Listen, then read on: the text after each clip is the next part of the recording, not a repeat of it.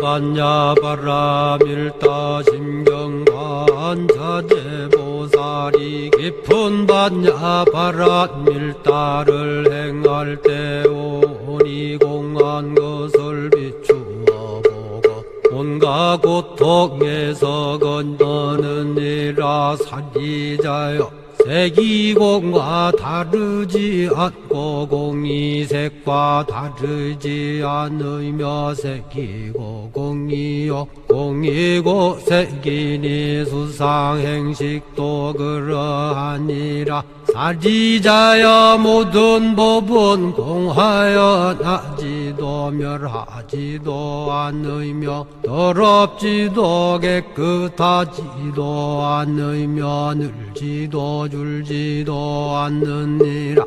그러므로 곧 가운데는 색이 없고 수상행식도 없으며 안이비설신의도 없고 색성향 미촉법도 없으며 눈의 경계도 의식의 경계까지도 없고 무명도 무명이담까지도 없으며 늙고 죽음도 늙고 죽음이 다함까지도 없고 고진열도도 없으며 지혜도 듬도 없느니라.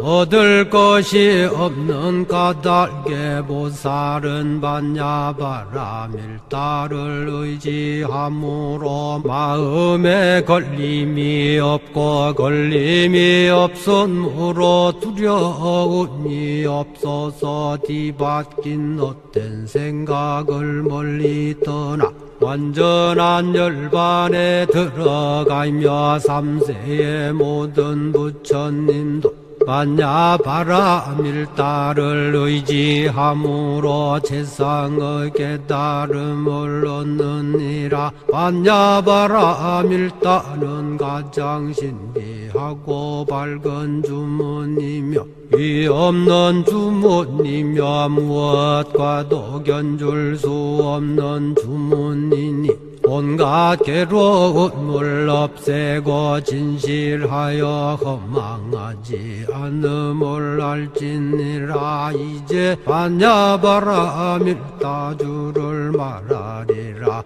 아제 아제 바라 아제 바라 승아제 모지사바 아제 아제 바라 아제 바라 승아제 모지사바 아제 아제 바라 아제 바라 승아제 모지사바.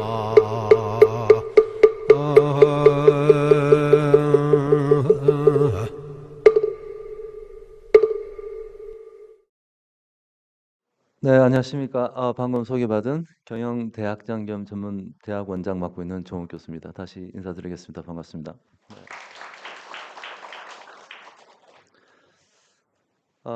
화창한 오늘같이 좋은 날에 여러분 이렇게 또 법당에서 반갑게 맞이하게 돼서요. 너무 기쁩니다. 제가 오늘 계속 머릿속에 다른 생각이 많아서였는지 오늘 아침에 출근길에 제 차를 타러 주차장에 가다가 발목을 삐었어요. 그러니까 내 몸이 움직이는 거랑 제 머릿속에 있는 생각이랑 전혀 다른 생각들이 머릿속에 좀 많았던 것 같습니다. 오늘 제가 말씀드릴 내용 중에 하나도 제 머릿속에 있는 여러 가지 복잡한 생각들, 그리고 그로 인해서 제가 어떤 문제의식을 좀 가지게 되었느냐, 그런 얘기를 오늘 제가 또 경영대학에 있으니까 경영학의 중요한 질문과 좀 연계해서 제가 말씀드리도록 하겠습니다. 오늘 제 법문의 제목이 너무 거창하죠. 경영 전략의 핵심 질문과 불교 철학이라고 되어 있습니다. 경영학에는 뭐 여러 세부 주제들이 있는데 그 중에 이제 경영 전략이라는 주제도 있습니다. 먼저 전략이란 말을 한번 생각해 보면 사전에 찾아보면요, 전략이란 말은 전쟁을 전반적으로 이끌어가는 방법이나 책략이다라고 이렇게 되어 있습니다. 그래서 기업 경영 환경에서도 많은 사람들이 이 전략이란 말을 흔히 쓰고 있죠. 뭐 이번 당신 기업의 주요 사업 전략이 뭐냐? 혹은 이번에 신제품을 냈는데 신사업의 핵심 전략이 어떠하냐?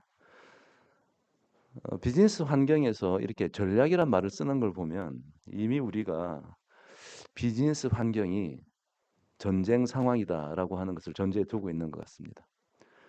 전쟁 상황이라는 것은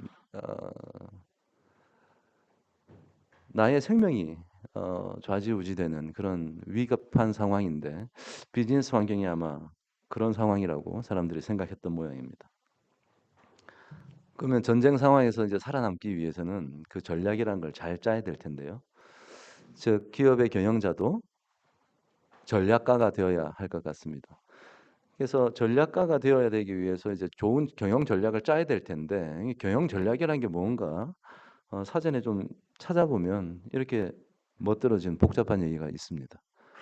그래서 어떻게 보면 이제 생존을 위해서 혹은 기업의 장기적인 성장을 위해서 밑에 빨간색으로 되어 있는 어떤 해야 할 일들의 우선순위, 무엇이 중요하고 무엇이 덜 중요한지를 찾고 거기에 따라서 나의 에너지를 어떻게 배분해서 쏟을 것이냐 이런 고민이라는 거죠. 그래서 구체적으로는 기업이 과연 우리 고객들에게 차별화된 가치를 주고 있느냐 이것이 어떤 감에 의한 판단이 아니라 논리적이고 과학적인 이성적인 판단으로 우리 기업이 운영되고 있느냐 그리고 머릿속에 있는 생각이 우리의 행동으로 잘 이어지도록 즉 기업의 전략과 그 기업의 임직원들의 실행이 하나로 조율되고 있느냐 이런 조율을 하기 위해서 우리 학교도 일종의 조직이고 경영 전략이 적용되어야 하는 곳이기 때문에 우리 학교 교직원 선생님들도 잘 아시겠지만 주로 어떻게 이걸 조율하죠? 경영진들이 우리 학교 본부에서 KPI라는 걸 정해가지고 경영진이 조직에 나아가야 될 방향대로 임직원이 행동하도록 조율하는 역할을 하고 있죠.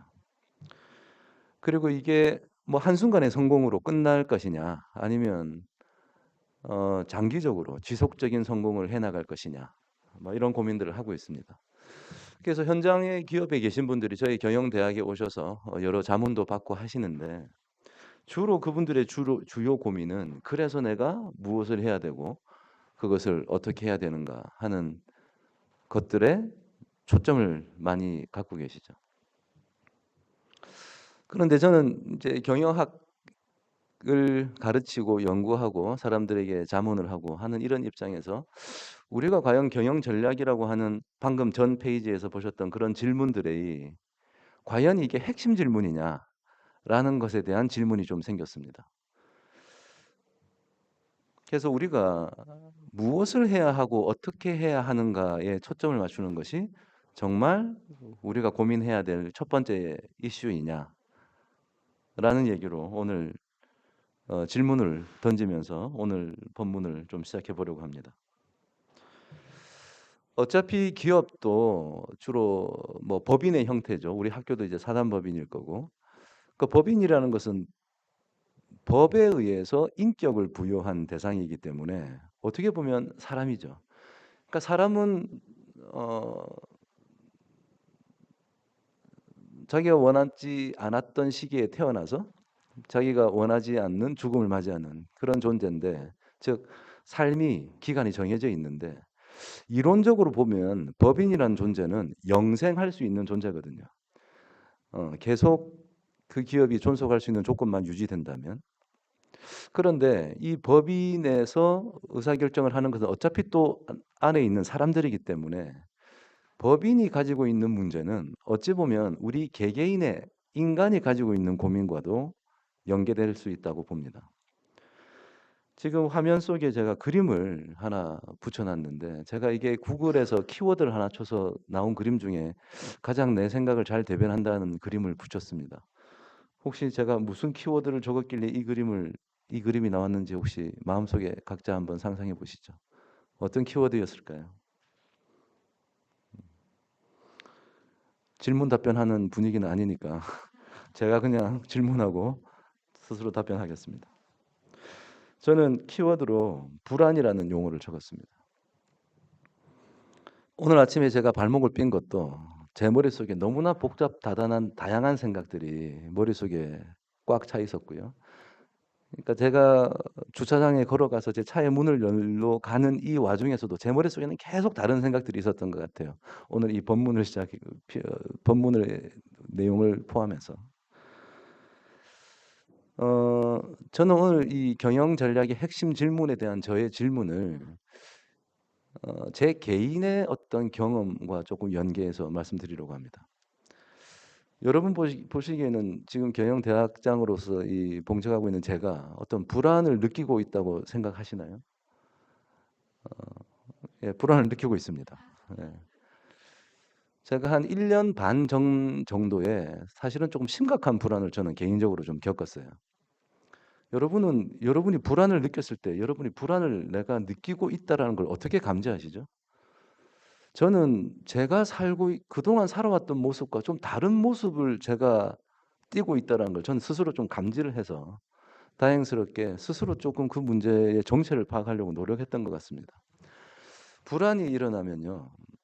제가 두 가지 증상을 제가 느꼈는데 첫 번째 증상이 잠을 자고 아침에 일어나면 눈을 뜨는 순간 그 전날 밤 고민하던 문제가 제 머리에 바로 꽂히더라고요. 눈을 뜨는 순간. 그 전날뿐만이 아니라 그 전주 혹은 그 한 달 전부터 제가 계속 고민해 왔던 그 해결되지 않는 문제가 아침에 눈을 뜨는 순간 제 머리에 박힌다고 생각해 보세요. 너무나 힘듭니다. 그러니까 뭐 하루 이틀 고민해서 해결되면 좋은데 안 그런 문제들도 있거든요. 그렇게 되면 이제 어떻게 되느냐? 아침에 눈을 뜨기가 싫어져요. 그래서 제가 원래 이런 사람이 아닌데 제가 왜 이렇게 고민이 많은 사람이 되었을까? 스스로 조금 성찰을 해보다가 첫 번째 유튜브부터 찾아보기 시작했습니다. 그러다 보니 이제 여러 정신과 의사들의 어떤 설명도 좀 나오고 이 불안이 극도로 심해지면 이제 공황장애로 간다고 얘기 나오더라고요. 그런데 이제 그 정신과 의사 선생님들이 유튜브에서 하시는 말씀은 자기의 이런 증상의 정체를 스스로 파악하는 게 좀 필요하다라고 하더라고요. 그러면서 도움 말씀이 불안 증세하고 우울 증세는 또 정체가 다르답니다. 현상은 비슷한데 우울 증세는 과거의 일이 대상이고 불안 증세는 미래의 일이 대상이다. 그런데 증상은 비슷해요. 아침에 눈 뜨기 싫은 거죠. 왜냐하면 그게 힘들기 때문에.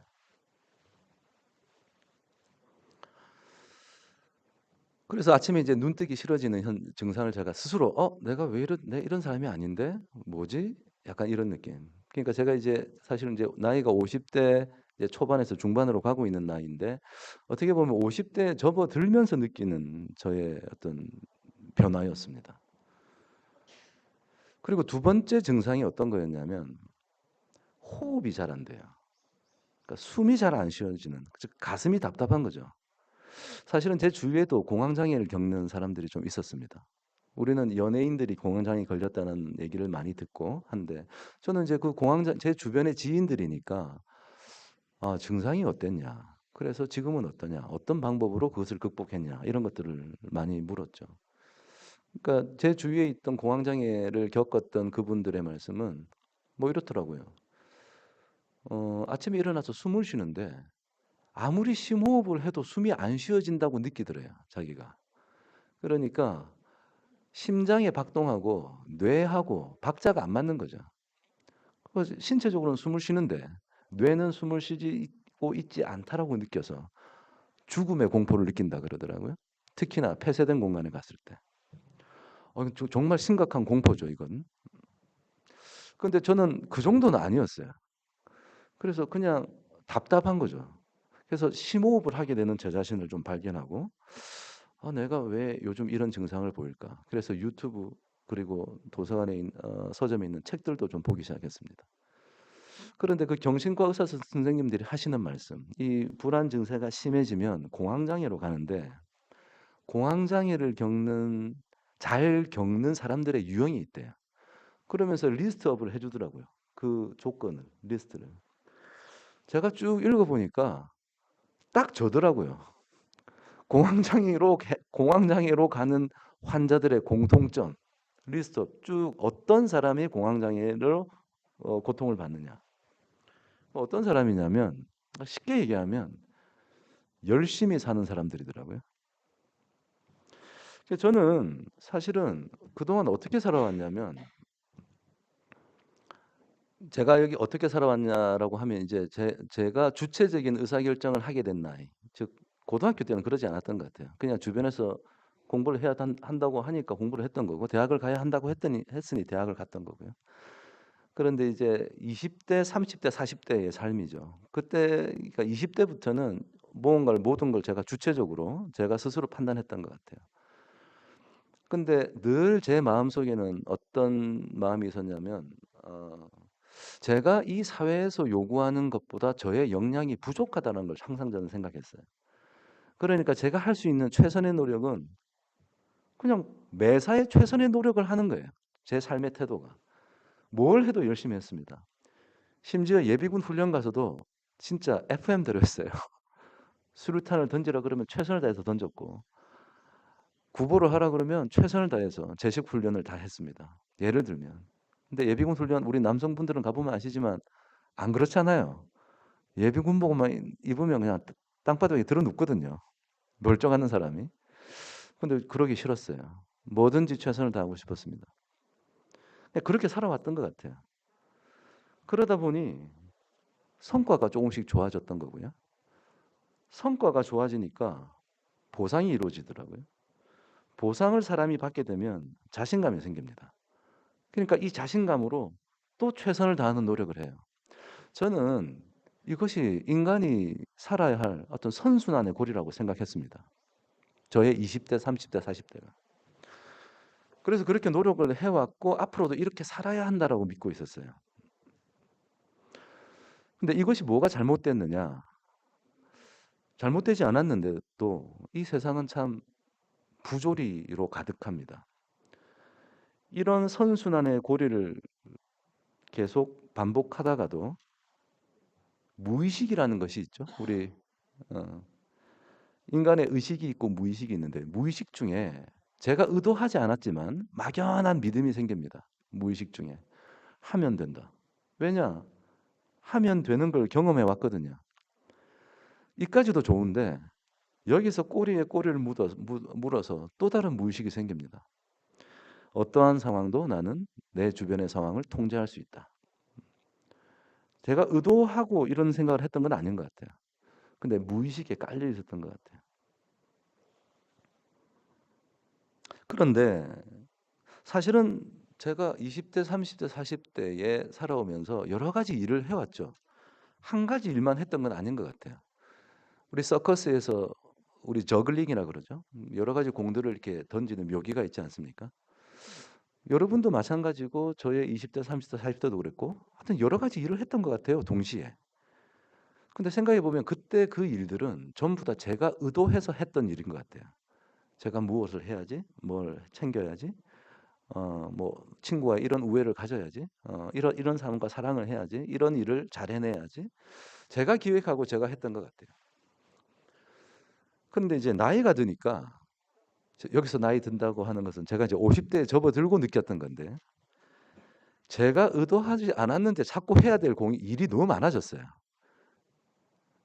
제가 계획했던 공들이 아니라 제가 저글링을 해야 될 공이 많이 생기는 거죠. 그래서 어떤 느낌이 드냐면 평상시에는 제가 공을 떨어뜨린 적이 없었는데 이제 한두 개 떨어뜨리는 제 모습을 발견하고 여기서 내가 이걸 어떤 것을 이제 포기하게 되면 모든 것이 무너질 것 같은 느낌? 마치 서커스 줄에 외발 자전거를 타면서 여러 개의 저글링을 하고 있는 느낌. 이것을 내가 유지해야 된다고 하는 압박감. 이런 걸 느껴왔던 것 같아요. 사실 생각해 보니 정신과 의사 선생님이 이 불안의 정체를 알아야 된다고 했으니까 저는 또 파헤쳤어요. 내가 왜 이게 이런 도대체 내가 무엇을 의도하지 않았는데 내가 저글링 해야 될 공으로 나타나고 어떤 것은 이 공은 무엇이고 저 공은 무엇이냐. 가만 보니까 저를 중심으로 제 윗세대에 대한 불안이 있어요. 예를 들면 부모님입니다. 부모님이 언제 돌아가실지 모른다는 불안감. 그리고 저희 아버님이 지금 치매에 걸리셨거든요. 그래서 요양센터에 가십니다. 아침마다 봉고차가 와서 아버님을 모시고 요양센터를 가시는데 어느 날 전화가 이렇게 오는 거죠. 아버님이 남자 화장실 가셔서 소변기에다가 대변을 보셨다. 그러니까 돌아오신 아버님은 기억을 못 합니다. 그러니까 예를 들어서 하나 말씀을 드린 건데 얼마나 많은 사건들이 생기겠어요. 그러니까 예상치 않았던 사건이죠. 제가 나이가 들면서 마주할 수밖에 없는 불안입니다. 그래서 부모님이 전화가 오실 때마다 깜짝깜짝 놀라요. 특히나 오전 시간대에 전화가 왔을 때, 아침에. 그러니까 근본적으로 제가 의도하지 않았던 불안의 요소가 제 윗세대에서 생긴 거고요. 그 다음에 저를 기준으로 제 아랫세대에서도 불안의 요소가 있더라고요. 제가 태어나서 아이를 낳고 기를 넣어본 게 태어나서 처음 하는 거잖아요. 그러니까 제가 아빠로서의 전생 경험이 없잖아요, 지금. 그러니까 내가 나의 자녀를 올바르게 훈육하고 있다라고 하는 자신이 없어요. 너무나 버릇없게 굴는 내 자녀를 보고 내가 지금 적당한 수준에서 훈육을 하고 있는 건지, 내가 너무 매몰차게 한 건 아닌지, 아니면 너무 등한시한 건 아닌지, 이런 불안감이 기본적으로 깔려 있는 거죠. 저는 의도하지 않았습니다. 그리고 제 자신 세대에 대한 불안도 있어요. 제가 1년 반 전에 어떤 몸에 신체에 변화가 있었냐면 팔이 안 올라가더라고요, 갑자기. 멀쩡하던 팔이 안 올라가는 그 오십견 현상 같은 건데, 그건 오십견은 아니었습니다만 이제 제 몸이 이전 같지 않은 거예요. 노안이 오는 것은 두 번째 치고 당연한 거고, 예전에는 연구실에 앉아서 편안히 읽던 페이퍼가, 이 논문이 안 보여요, 이게. 그러니까 뭐 안경을 바꿔 쓰고 각도를 조절하고 해야지만 보이는 이런, 뭐 소화기 계통도 마찬가지고요. 여러 가지 불안 요소가 생깁니다. 사람들이 대충 이제 어떤 사람들이 있냐면, 가만 있어봐. 이게 내가 되게 힘든 상황이 지금 연출이 됐는데 내가 무슨 죄를 지었나? 내가 무슨 나쁜 짓을 해서 벌을 받는 거면 내가 이해나 하는데 난 나쁜 짓을 한 게 없어요. 그래서 나는 선한데 이 세상에 어떤 악한 무리가 존재해서 나에게 폭력을 가하고 있는 것이 아닌가? 그것이 사실인가? 궁금해지기 시작했습니다. 근데 사실 이런 고민을 저만 하진 않을 거라는 확신은 있었어요.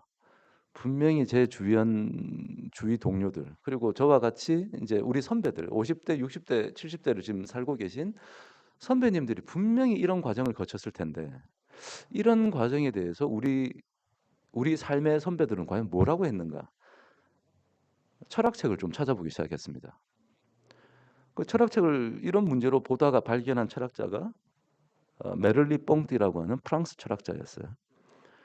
이 사람이 1908년도에 태어나서 제 나이 또래 세상을 떴습니다. 한 50대 초반에 떴는데, 이 사람은 이제 실존주의 철학자라고 하고요. 실존주의가 뭔지 설명하는 것은 또 얘기가 기니까 간단하게 얘기하면, 저도 몰랐는데 공부를 하다 보니 어떻게 보면 인간의 존엄성에 대해서 다시 복귀해서 집중하는 그런 철학이었습니다. 이 사람의 철학의 주제는 신체였어요. 인간이 몸을 가지고 있다는 것에 대해서 어떤 철학적인 문제들이 발생하느냐. 그리고 이 사람의 철학의 그 메시지를 딱 세 문장으로 요약할 수 있는데, 첫 번째 메시지가 인간은 폭력과 비폭력 중에 선택하는 것이 아니다. 두 번째 문장, 인간은 폭력의 종류만을 선택할 뿐이다. 세 번째 문장, 인간으로 태어난 이상 이 상황은 피할 수 없다. 지금 세 가지 문장이 좀 생소하신 분들이 계실 텐데, 쉽게 말씀드리면 이겁니다. 여러분은 오늘 이 법당에 오시기 전까지 점심 식사를 하셨을 텐데, 점심 식사 시간 동안에 얼마나 많은 풀나무들을 해치우셨습니까? 그리고 지난주에 얼마나 많은 삼겹살을 드시면서 돼지에게 폭력을 가했습니까? 치킨은 말할 것도 없고요.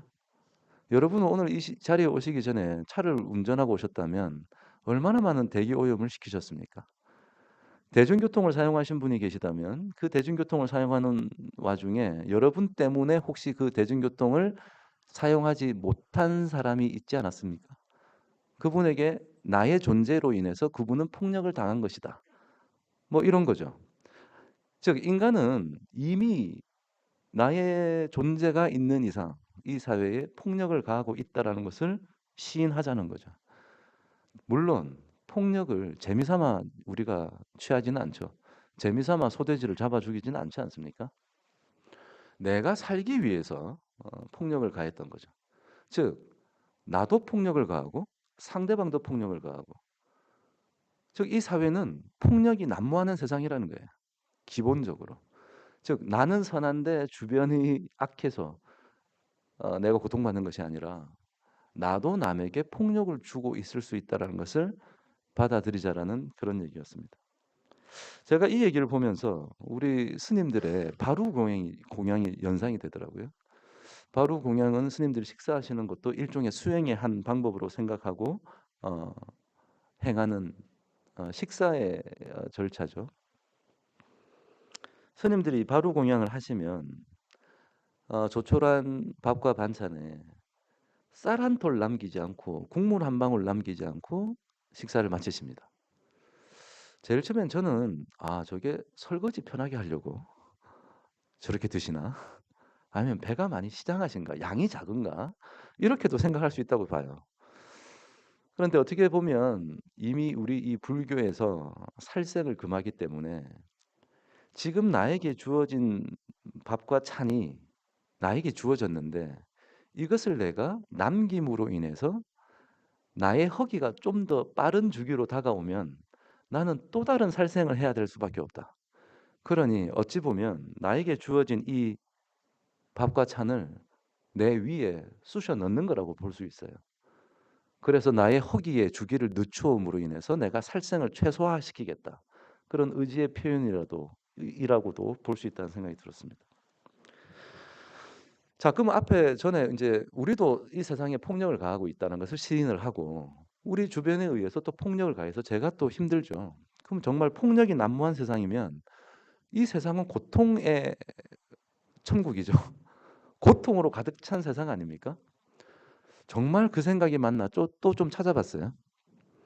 그랬더니 이 독일의 쇼펜하우어라는 철학자가 있죠. 자, 이 사람이 했던 얘기는 인생 그 자체는 고통이고 세상이 이렇게 최악으로 디자인될 수 없다라고 주장했던 염세주의 철학자입니다. 어떤 미치광이의 얘기가 아니고 사실은 이 쇼펜하우어의 영향을 받은 니체, 그다음 그 이후에 현대 철학에 상당히 큰 영향을 미쳤던 철학자인데요. 그 이분이 말씀하시는 인생이 고통으로 가득 찬 이유는 명확합니다. 사람은 늘 정답을 찾는 동물이라는 거예요. 그리고 그 정답에 도달하고자 하는 욕망이 있는데 그 욕망을 참기 전까지는 혹은 자기가 뭐 취하고 싶은 어떤 목적이 있는데 그것을 거기에 도달하기 전까지는 늘 결핍의 고통을 느끼고 그것이 완수되었을 때는 즉각적으로 권태의 고통을 느낀다는 거예요. 그러니까 내가 돈을 얼만큼 벌어야겠다라고 마음을 먹었을 때 그것에 다다르지 않았을 때는 결핍의 고통을 느끼다가 그것을 채웠을 때는 또다시 권태스러움에 빠져서 이제 술과 도박, 마약에 손대는 거 아닙니까? 거기서 벗어나려면 더 큰 욕망을 세팅을 해야 돼요. 그래야지 권태에서 벗어날 수 있으니까. 그러면 또다시 결핍의 고통을 느끼게 되고 거기에 다다르면 또 권태. 즉 마치 시계추처럼 욕망을 가운데 두고 결핍과 고통을 좌우로 왔다 갔다 하니까 계속해서 인생은 고통일 수밖에 없다라는 얘기를 하고 있었습니다. 사실은 저는 제가 아까 살아왔던 20대, 30대, 40대에 저는 어떤 생각을 했냐면 철학이란 제가 대학 다닐 때도 그 교양 수업으로 철학 수업을 듣고 했는데 제가 아주 그 철학 수업을 하시는 교수님께 무례한 질문도 하고 했던 것 같아요. 근데 저는 정말 궁금해서 여쭸던 거거든요. 이 철학이라는 지금 교수님 수업의 내용이 철학이라는 주제를 말씀하시는데 이게 저는 원래 이제 이공학을 전공했습니다. 학부대 공부가. 저는 이 세상의 진리를 진실을 밝히는 이런 이공학을 밝혀 이해해서 우리가 우리 삶에 도움이 되는 방향으로 어떻게 적용할까라고 하는 아주 의미 있는 공부를 하고 있다고 생각하는데 제가 보기에 철학은 어디다 쓰는 겁니까 도대체 이거 옆에 있는 사람 막 굶어 죽어가고 있는데 신은 존재하느냐? 나는 왜 태어났느냐? 존재라는 건 무엇이고 생각한다는 건 무엇이냐? 이런 지금 쓸데없는 질문을 왜 하십니까? 라고 하는 기본적인 전 질문이 있었어요. 그래서 저는 철학을 혼자 어떻게 정의했었냐면 배부른 자들의 지적 쾌락을 위한 도구. 저는 저 혼자 그렇게 정의하고 있었습니다. 그런데 제가 50대에 접어들면서 느꼈던 이 이슈들, 제가 불안을 느끼고, 아, 세상이 고통스럽다는 걸 느끼면서, 그러면, 아니, 세상이 고통이면 왜 살죠, 우리가? 고통에서 벗어나고 싶으면 죽으면 되는 거잖아요. 즉, 왜 살아야 하나라고 하는 철학적인 질문. 구체적으로는 나의 존재는 이유는 무엇이고, 나는 왜 존재해야 되고, 내 삶의 목적은 무엇인가? 이런 질문을 저의 생존을 위해서 이제 질문을 찾게 되었던 거죠. 아까 얘기했던 인생의 고통이라는 전제가 마련될 때 이 질문을 찾게 됩니다. 그리고 제가 동국대학교에 와서 불교에 대해서 좀 더 알게 되면서 아, 불교에는 사성제라고 하는 네 가지 아주 고귀한 진리가 있구나. 사성제에서는 우리가 고집멸도라고 하죠. 그러니까 세상은 고통으로 가득 차 있고 그 이유는 집착 때문에 그렇고 그것을 멸해서 열반과 열반의 경지에 들고 하게 되면 고통에서 벗어날 수 있다. 그리고 마지막 도는 그러는 방법이 뭐냐. 그래서 이 사성제가 사실은 우리가 일상생활에서 아주 현대식으로 문제를 해결할 때 먼저 문제를 인식하고 그 원인을 분석해서 목표를 제시하고 방법을 제시하는 그런 과학적인 절차를 네 개의 이 한자어로 표현했다고 생각했습니다. 그래서 뭐 문제의식이란 건 우리의 생로병사가 다 문제의식이다라는 얘기였는데 제가 이 공부하다가 또 의아심이 들었어요. 생로병사? 아니 로병사는 이해가 돼요. 늙어가고 병들고 죽는 건 고통스러운 게 맞는데 태어나는 것까지 고통인가? 그래서 제가 좀 찾아봤더니 원래는 이게 인도의 이제 산스크리트어로 표현한 그 개념이 있는데 이것을 이제 동아시아로 오면서 중국어로 번역을 하면서 이 고자를 쓰게 된 거고 정확한 이 첫 번째 고의 의미는 내가 뜻한 바대로 되지 않는다라고 하는 나의 한계 상황에 대한 괴로움. 이것이 고의 의미라는 것을 알게 됐습니다. 그러니까 내가 태어나고 싶어도 그러니까 내가 태어나고 싶다고 해서 특정 시점에 누구의 자식으로 태어나는 게 아니잖아요. 그러니까 내 뜻대로 되지 않는 거죠. 모든 게. 이 세상에 너무 많은 것들이 내 뜻대로 되지 않는다. 이것을 이미 전제 상황으로 깔고 있습니다. 그러니까 쇼펜하우어의 말이 맞았던 것 같아요. 나중에 어떻게 이게 동서양의 이런 철학이 비슷할 수 있을까 해서 좀 찾아봤더니 쇼펜하우어의 서재에 불상이 있더랍니다. 이미 2500년 역사의 불교 철학에 대해서 쇼펜하우어가 인지했던 것 같아요. 이전까지 얘기는 아직도 사실은 저의 질문은 답이 안 되었었습니다. 저는 내가 그냥 죽는 건 답이 아닌 것 같은데 고통에서 벗어나기 위해서 나는 왜 살아야 하지? 아니 어떻게 고통에서 벗어나는 건 둘째 문제고 이유에 대한 답변을 찾아야 되는데 그 답을 못 찾고 있었어요. 그래서 계속 책을 이제 보다 보니까 우리 유명한 철학자 니체를 만나게 되었고 니체는 아모르 파티, 너의 운명을 사랑하라 뭐 이런 얘기인데 이 아모르 파티를 독일어를 영어로 바꾸면 love of fate더라고요. 운명에 대한 사랑, 운명애라고 표현하는데 이것은 너에게 운명이 이미 주어져 있으니 그 운명을 그냥 기쁘게 받아들이라는 뜻이 전혀 아니고 너의 운명을 사랑할 정도로 네가 잘 가꾸어야 된다라는 얘기예요. 그러면서 했던 얘기가 이제 신은 죽었다. 그 전까지 중세 시대까지는 신의 존재가 이미 있었기 때문에 이미 태초에 말씀이 있었던 거예요. 모든 것은 정해져 있고 그럼 나는 그 운명을 그냥 받아들이기만 해야 되는데 그러면 인간으로서의 역할이 사실은 없는 거잖아요. 그러니까 신은 이미 신은 없다. 아주 충격적인 지금 주장을 했던 사람이고 그래서 우리가 망치를 든 철학자라고도 우리가 부르고 있습니다. 그래서 자기의 한계를 극복하는 인간이 되어야 한다라고 하는 우리나라 말로는 초인이 되어야 한다. 독일어에서는 위버멘시, 영어로 번역하면 beyond 혹은 over man. 그러니까 인간의 한계를 극복하는 인간이 되어야 한다는 철학을 우리에게 줬습니다. 저는 이 얘기가 우리 불교에서 반야신경에서 얘기한 저는 반야신경의 핵심 메시지는 오온이 공하다라고 하는 메시지라고 누가 물어보면 저는 그렇게 얘기를 하는데요. 제가 다 동국대학교 와서 알게 된 겁니다. 동국대학교 잘 온 것 같아요. 오온이라는 것이 이제 뭔지를 보면 이 인간과 세계를 구성하는 5가지 기본 요소인데 그러니까 제가 이제 쉽게 이해하는 방법은 마치 5가지의 블록이 있는 거죠. 레고 블록이. 이 5가지를 조합하면 뭐든지 만들 수 있다는 겁니다. 그것이 이제 색, 수상, 행, 식인데 쉽게 예를 들면 이 5가지 블록만 있으면 학교도 만들 수 있고 유튜브도 만들 수 있고 자동차도 만들 수 있고 된장찌개도 만들 수 있어요. 이게 무슨 말인가? 된장찌개 만드는 걸 한번 예를 들어 보면 이런 거죠. 먼저 나의 코가 있습니다. 그러니까 색, 육체와 물질이 있는 거예요. 그것이 어떤 냄새를 맡습니다. 즉 지각하는 거죠. 냄새를. 이 냄새를 맡는 순간 사람의 머릿속에는 아, 그 갈색의 부글부글 끓는 모습, 그다음에 조각조각 잘라진 두부, 거기에다가 이 버섯도 좀 들어있고 청양고추도 막 싹싹싹 썰어져 있는 그런 이미지가 여러 가지 연상이 되죠. 그게 이제 상이라는 개념입니다. 그러고 그것이 구수하겠다, 맛있겠다, 먹고 싶다라고 하는 나의 욕구와 의지, 행위 생기게 되고 마지막으로 정말 구수한 된장찌개가 있구나. 내가 저걸 먹고 싶구나. 여기 된장찌개가 있구나라고 하는 마음의 의식이 생긴다는 거죠. 그렇게 생각하면 뭐든지 다 만들 수 있다는 겁니다. 근데 그 오온이 공하다고 했던 거죠. 공은 아예 없다라는 말이 아니고 비어 있다라는 뜻이랍니다. 근데 사실은 밑에 있는 사진처럼 같은 어떤 풍경을 카메라로 찍을 때 필터를 달리하면 다르게 보이죠. 그러니까 대상은 하나인데 보이는 건 다릅니다. 우리의 감각 기관으로 느끼는 것이 지금 다르게 보이는 거죠.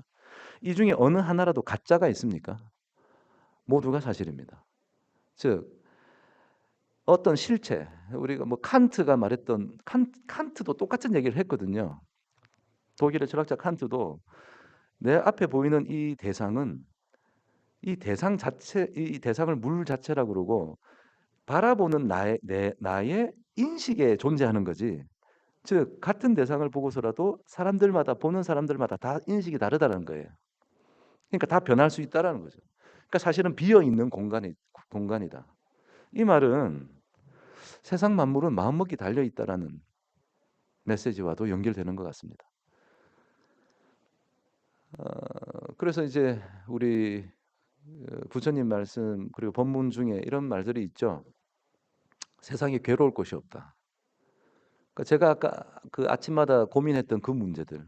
제가 이런 것을 깨우치고 난 다음에 그 문제를 바라보는 제가 좀 변화가 생겼던 것 같아요. 어떤 날은 그 이슈가 되게 부정적으로 저에게 다가오다가 다음 날 아침에 나올 때는 이제 희망을 또 발견하기도 해요. 어떨 때는 너무 고통스럽다가 어떨 때는 대수롭지 않게 느껴지는. 그러니까 제 자신의 인식의 문제지 그 자체는 아무런 속성이 없다. 이렇게 받아들이는 순간 많은 문제가 좀 해결되었던 것 같습니다. 지금 시간이 39분이나 흘러서 아직 기업 쪽으로 얘기가 가지도 않았는데 빨리 가겠습니다. 우주의 관점 이게 넘어가겠습니다. 시간이. 자, 그래서 기업으로 다시 돌아오죠. 제가 아까 경영 전략의 핵심 질문을 what과 how 무엇을 하고 어떻게 해야 되는지에 너무 우리가 현장의 기업 경영자들도 초점을 맞추고 있는 걸 저는 발견합니다. 그런데 이 많은 문제들이 사실은 왜 이 기업이 존재해야 되고 왜 이 기업을 해야 되는가에 대한 문제에 초점을 맞추게 되면 많은 문제가 해결된다는 거죠. 어떤 사람들은 기업을 운영하는 목적이 나는 돈을 벌기 위해서 난 사업을 한다. 이것은 기업 활동을 해서 따라오는 결과물이지 이 자체가 목적이 될 수 없다.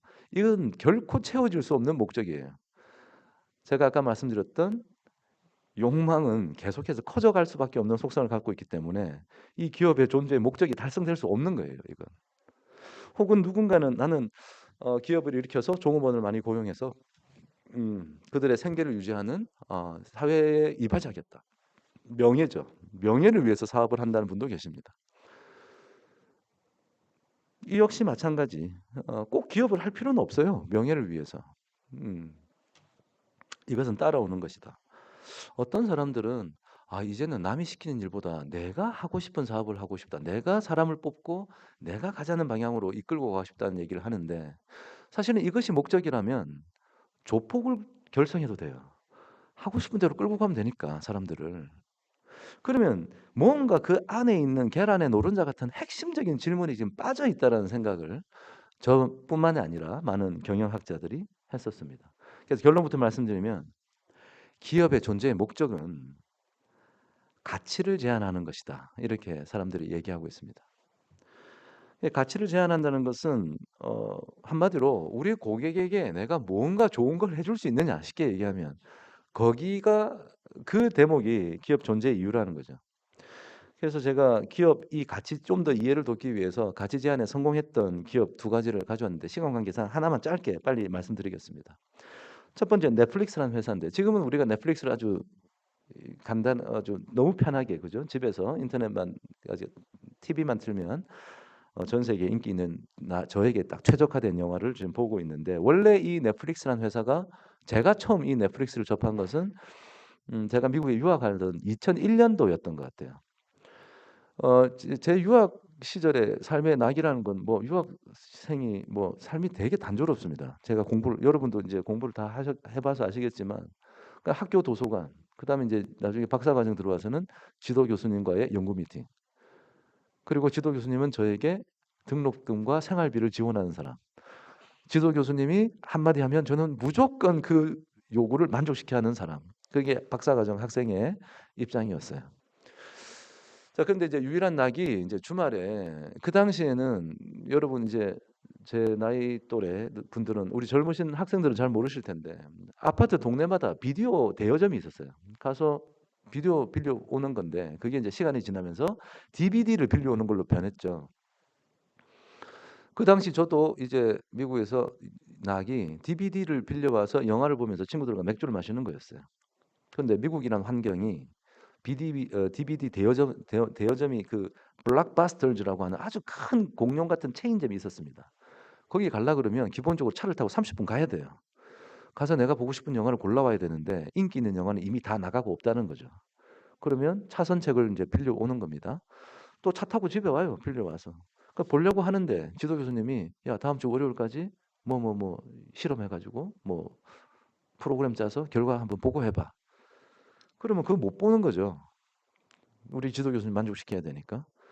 그래서 이제 월요일 날 교수님하고 만나서 미팅까지 하고 돌아오면 대여가 끝나고 반납할 때가 된 거예요. 그럼 저는 이제 선택해야 됩니다. 안 보고 갖다 주느냐? 갖다 줄 때도 또 차 타고 갖다 줘야 돼요. 아니면 대여 기간을 어기고 보고 나서 연체료를 물 거냐? 연체료가 좀 비쌌거든요. 자, 그런데 어느 날 친구 집에 갔더니 자기가 아니 너무 인기 있는 영화가 세 편이나 있는 거예요. 야, 너 어떻게 이거 다 빌려내? 했더니 자기는 넷플릭스 회원이래.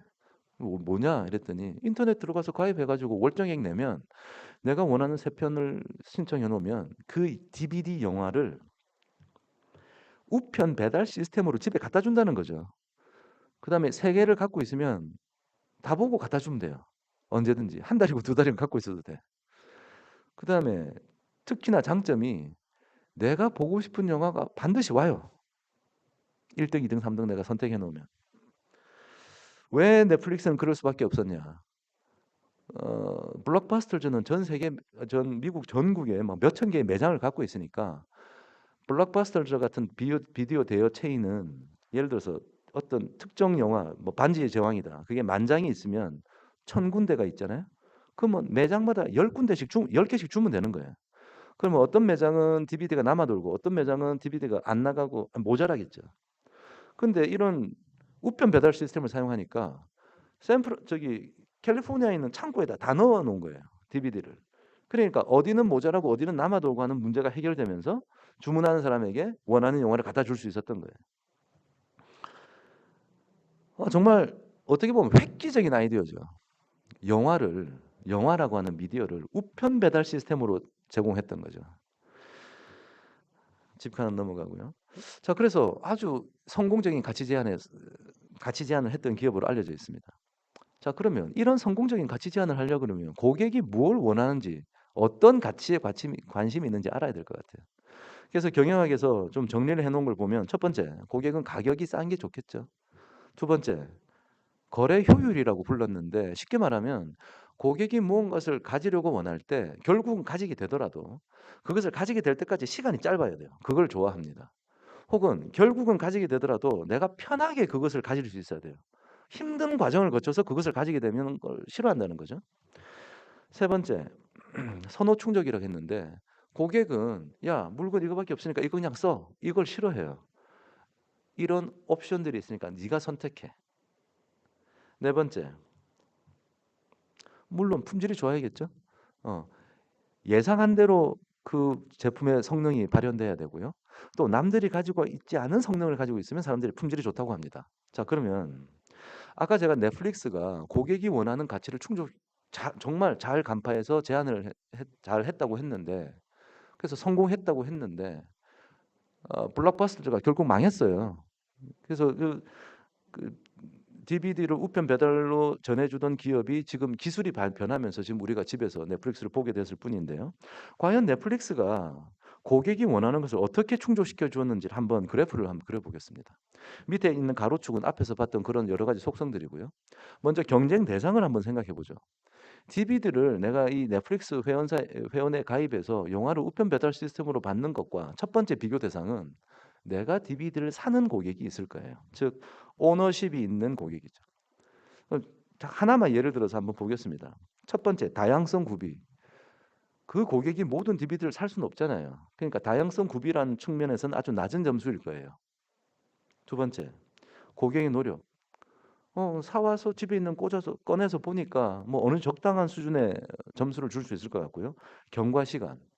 내가 영화를 보고 싶다고 마음먹는 순간 집에 있는 거 꺼내서 바로 보니까 되게 높은 점수를 줄 수 있겠죠. 세 번째, 규격 일치. 뭐 DVD는 거기서 거기니까 그 정도 어느 정도 수준이라고 합시다.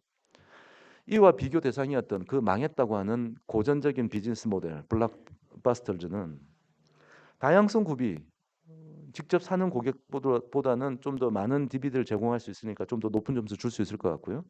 고객 노력, 아까 말씀드렸다시피 차 타고 30분 가야 돼요. 또 가지고 집에 올 때도 차 타고 30분 와야 되니까 되게 낙제점입니다.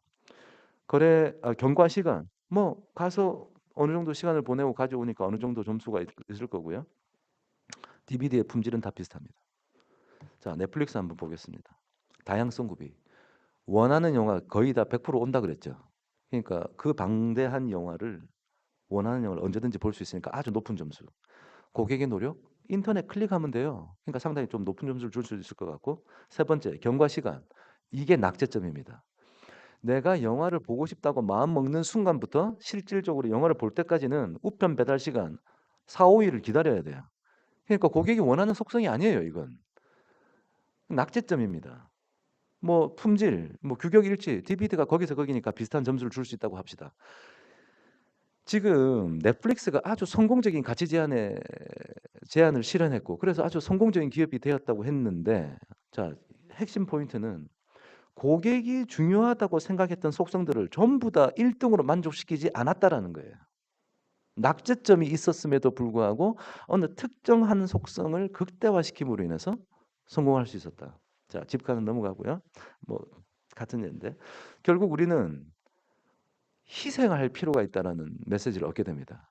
그러니까 무언가를 근데 너무 이거는 비즈니스 모델마다 다 다르겠죠. 무엇을 희생하고 무엇을 얻을 거냐. 이건 상황마다 다를 텐데 넷플릭스도 주문을 하고 오랜 시간 기다려야 한다라는 것을 그 경과 시간이라는 것을 포기를 시키고 원하는 것을 다 보게 할 수 있고 고객이 아주 편하게 그것을 주문할 수 있다라는 편안함을 제시했던 거예요. 자, 저는 이런 면을 보면서도 우리 불교에서 연기법이라고 알려 있는 인연생기의 메시지가 좀 떠오릅니다. 모든 것은 독립적이지가 않아요. 다 상호 연결되어 있고 연기법에서 얘기하는 것은 모든 관계 속에서 이 어떤 존재라는 것을 성립할 수 있고 세상에 하나 그 스스로 존재하는 것은 없다. 그래서 무아의 개념. 있는데 방금 우리가 봤던 그런 성공적인 가치 제안도 여러 가지 속성들 중에 무언가를 포기했기 때문에 그런 환경 때문에 어느 장점이 드러날 수 있었다. 그리고 이런 것들은 서로서로 다 얽혀 있다라고 하는 메시지를 우리는 받게 됩니다. 자, 다시 이제 결론으로 왔습니다. 아까 제가 기업의 존재 목적은 사람들에게 가치를 제안하는 것이다. 자, 그러면 가치 제안을 하려고 하는 이 기업가들은 내가 남의 입장에서, 고객 입장에서 무엇이 불편할까를 고민해야 되니까 이타적인 마음으로 매사를 바라봐야 한다라고 하는 부담감이 생기죠. 이건 쉽지 않은 일입니다. 그래서 경영학자들이 하는 얘기는 차라리 본인에게 집중해라. 이기심을 가지고 자신이 불편한 문제를 해결하라. 그러면 최소한 당신이 불편함을 느꼈던 그 이슈에 대해서 공감하는 사람들이 있을 것이고 그 사람들이 이 비즈니스의 고객층, 고유한 고객층이 되고 만약에 당신의 기업이 존재하지 않고 사라진다고 했을 때 가장 서운하고 아쉬워할 사람들이 존재하게 된다. 그것이 당신 기업의 존재의 이유다라는 메시지입니다. 자, 이것은 우리 대승불교에서 말하는 자리이타의 정신과도 맥을 같이 합니다. 나를 위해서 노력을 한다는 것은 결국은 남을 위해서 노력을 하는 것일 수도 있고 또 남을 위해서 노력을 한다는 것이 결국은 나에게 돌아온다. 그래서 대승불교에서 주장하는 불교의 이치인데요. 어, 여기까지가 사실은 오늘 저의 생각에 공유한 내용이었습니다.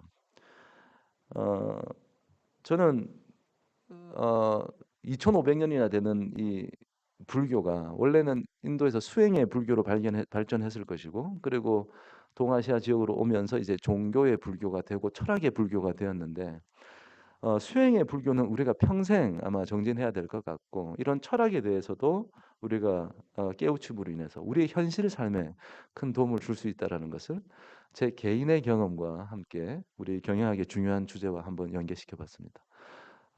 많이 알아서 오늘 이 자리에 선 게 아니고 제가자의 입장에서 제가 속세에 살면서 제가 느꼈던 것, 생각들을 오늘 공유하는 자리였다고 이해해 주시고 오늘 함께해 주셔서 감사합니다. 마지막 이런 부처님의 법을 세상에 널리 알리자는 뜻에서 제가 부처님법 하면 여러분이 전합시다 해주시면 감사하겠습니다.